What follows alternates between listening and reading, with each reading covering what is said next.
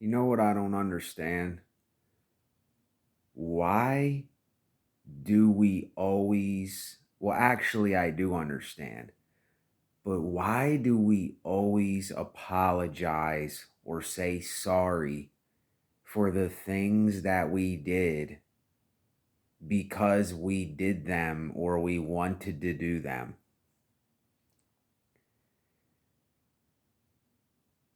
As I look back in my life, as I go back years and years and years ago, I realized that a lot of the things that I said sorry for, I was saying sorry for them because I was saying sorry so the person I was saying sorry to would have some kind of closure or would get over it or wouldn't be pissed off at me so that there wasn't, drama there or some kind of tension or beef, something like that. And that's why I said sorry most of the time. But there was times where I said sorry about something and I actually meant it. Like it was kind of like me repenting and saying, look, I did this thing that I was being a complete, asshole. I shouldn't have did what I did. Even though I did it, there was times where I did go overboard. I did go overboard with some things, but a lot of the things that I went overboard with in my life, or not overboard, excuse me, things that I said sorry for and apologized for and said, "Oh, won't happen again. I won't do that." It's kind of like when you say you're sorry, you're saying you're not going to do it, but then you're putting an expectation to the person that you say sorry to because you know that you're probably going to do what you said sorry about again. And there are things, and I really mean it, there are things that I am sorry that I did. It's only a very, very few things. Very, very, very few things. But the things that I'm sorry for, I'm sorry because it did something to someone else. See, I'm not really sorry because I did it, because everything I wanted to do in the past, everything I do today, I do and I did it and I'm going to do it because I wanted to do it and I want to do what I do. Every time I'm in a store or every time that someone, if you're waiting at a cash register for like 5 seconds or something, the cashier will go, "Oh, I'm sorry." And then if you're in a store and like I was at Walmart and I was looking for organic peanut butter and this girl, she stopped and turned around and the first thing she said was, "I'm sorry."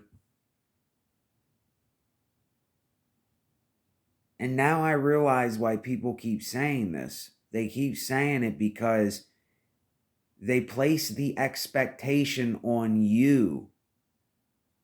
If that makes sense. See, it's not going to make sense. But when they do that, they're putting themselves in a, you're just making the predicament even weirder when you do this or when we do this. That's all it's doing. It's just putting each one of us in an awkward situation. Quit saying sorry for stuff. What we did because we wanted to do it. And anyone who says sorry is full of shit, really. Now, I'm not saying about maybe specific things like I'm talking about. There's two things that I did. No, there's three. There's three things I did in my life that I got myself caught up in a situation where I thought that it was going to be something that it wasn't, or I pushed it a little too far, or I did something cruel that I shouldn't have did. But all the other times that I said sorry, or oh, I apologize, or I won't do it again, and all this, all that is us running from our human nature and who we really are. And I get so sick of hearing this. I'm sorry from everybody. I hear it so much from people. If you accidentally bump into their shopping cart when you're at the store, it's like they look at you with this panic look like, "Oh, I'm sorry." Like, it's okay. Things happen. And just the littlest things. If you go to a pharmacy and you're waiting for 5 minutes or 10 minutes, don't tell me you're sorry. It happens. It's time. It's human nature. It's the world. We have to wait for things, people. And I'm talking to everybody, including myself. What are we so in a rush for? Oh, I'm sorry. I didn't get you your medication quick enough. Oh, I'm sorry. I didn't stock the shelf quick enough so that everybody can feed their fat face. Oh, I'm sorry. I didn't have enough cheeseburgers cooked at McDonald's, to feed someone so they can get grease in their veins and die from a heart attack. And I'm being sarcastic, but that's just how I am. I talk sarcastically sometimes, but I actually mean what I'm really saying. But there's no need for this extra language most of the time. There are so many things that are extra baggage that I really don't think so many people are seeing what is going on in their own lives. They can't really recognize all of this extra baggage that's going on in their life. And this is what is keeping so many of us weighed down and keeping us like we have this fear blanket over us, or we're holding back like we're frozen in time and we're waiting to be thawed out. And it's not going to happen. It's just not going to happen.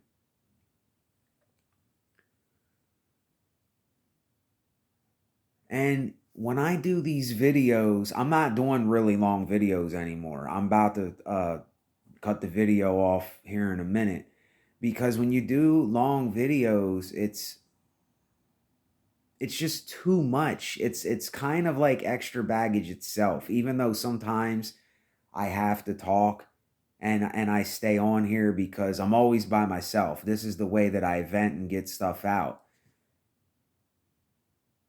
But there's just too much, and then there's just way too much. I don't mind doing something just a little bit too much. Okay, it's a little too much. All right, I can live with that.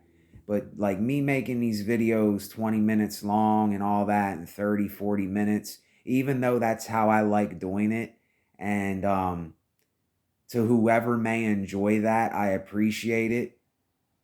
It's it's just the way of the world. People cannot keep their attention spans. People cannot sit and listen anymore.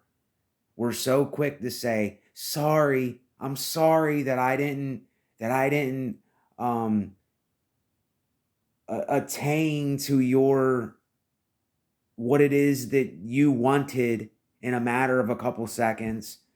I'm sorry I didn't cut the meat slices you wanted so thin that it's like paper.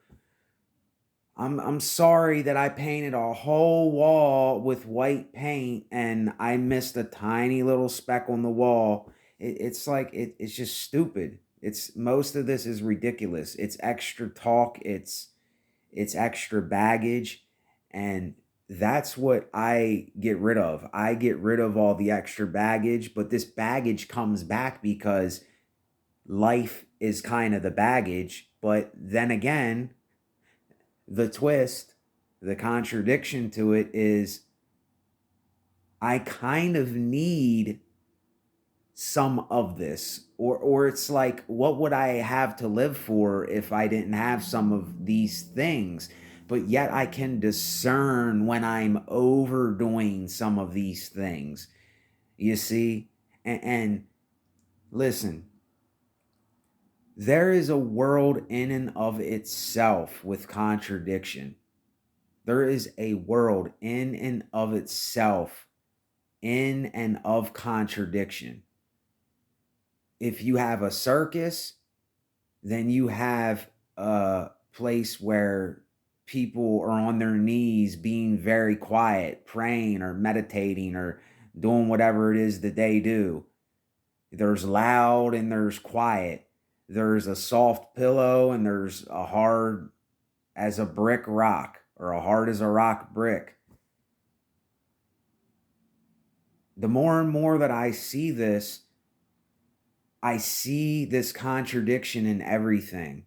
And there's nothing wrong with contradictions. There's nothing wrong with contradiction.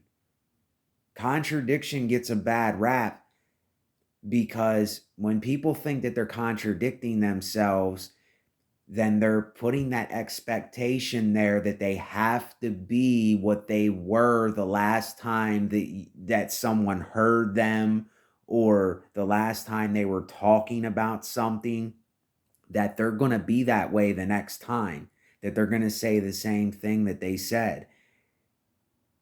And this is why I'm always reflecting on how life is a contradiction, and that everything has two sides, and then there are elements in those sides. You see, it's not just hot and cold. There's hot, warm, lukewarm, slightly warm, and then there's cold, freezing, chilled, whatever the one is, dry ice. You see what I'm saying? See, a lot of us don't think like this. We don't realize that there are many elements within the contradictions themselves. And this all goes in with when we say sorry to people.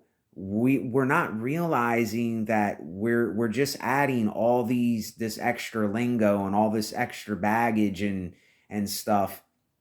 It's a pointless word. It's an absolutely pointless word to say sorry.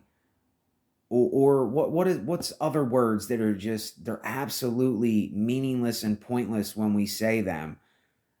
There's so many of them. I can't think of none right now because my train of thought, if I was here by myself and I wasn't doing a video or anything, I could think of probably 100 things to say that we say that it has no significant meaning. We just say it because we think that the other person,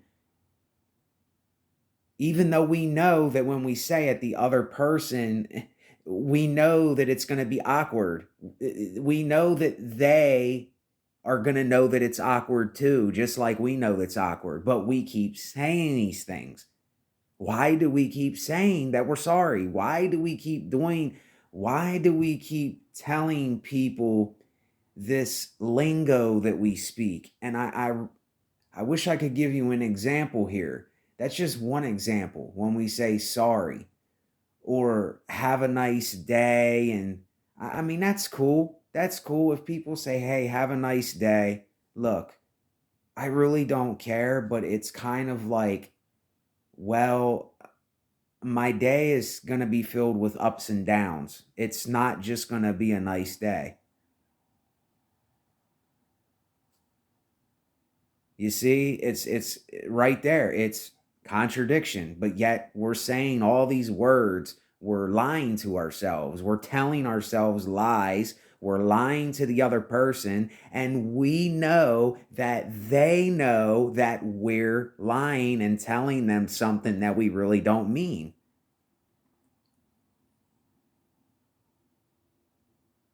And this, let me tell you something. This is a process to see these kinds of things. And does it really matter? No, it doesn't. It doesn't really matter. It really doesn't matter. It's just this is how naturally kind of ignorant we really are as human beings. As we say we're intelligent, I don't know about that, but does it really matter? As long as we're not out, killing, destroying, stabbing, shooting, raping, pillaging, burning something down, and torturing someone, then it really doesn't matter. It don't really matter what we do. But the things I say is, what is the point of the extra baggage? What is the point of the extra baggage of saying something that you really don't mean? That's basically what I'm trying to say. Is what is the point of saying these extra words that it has no sustenance. I can't never say that word right.